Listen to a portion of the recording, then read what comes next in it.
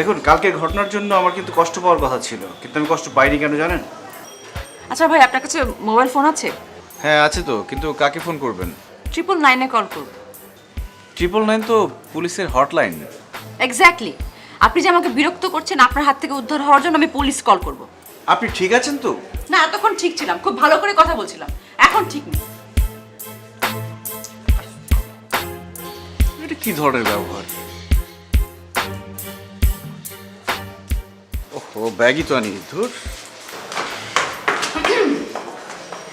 Wait wait, আরে কি হচ্ছে? আপনি একটু ওয়েট করেন না, একটা জরুরি কাজ আছে, শেষ করে তারপরে যাবেন।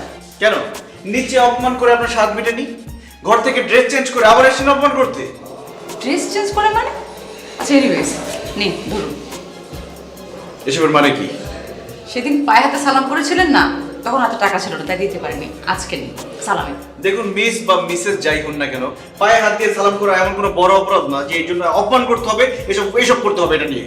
আর সব থেকে বড় কথা, আপনার সাথে কথা বলতে ইচ্ছে করছে না আমার। আচ্ছা 100 টাকা কম হলো, আরো 100 টাকা বাড়িয়ে দিই।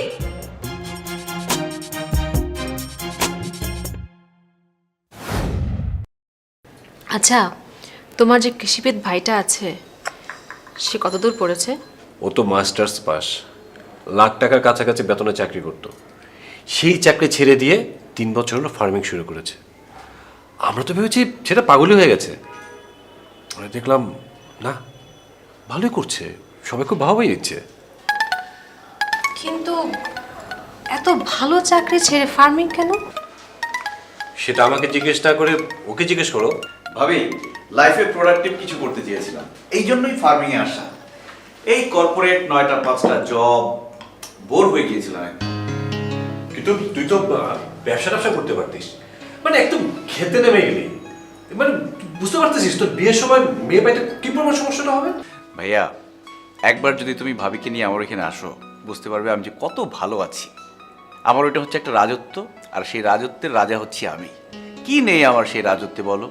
পুকুর ভরা মাছ, ফলের বাগান, সবজির ক্ষেত, 1 ডজন দুধ দেয় গরু।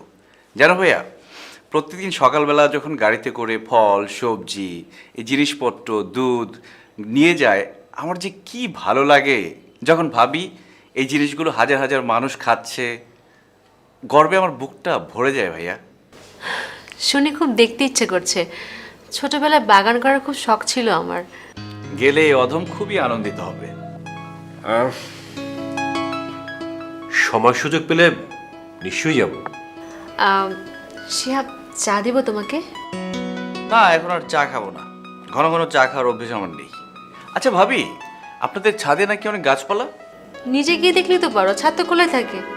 ঠিক আছে, তাহলে দেখে আসি। চারদিকে নজর টজর দিস না আবার। Hello, hi. আপনি আমাকে কয়টা গোলাপ ছুঁয়ে দিবেন? অবশ্যই। কি নাম তোমার ছোট্ট বেবি? আমি বেবি না, আমি ক্লাস 3-তে পড়ি।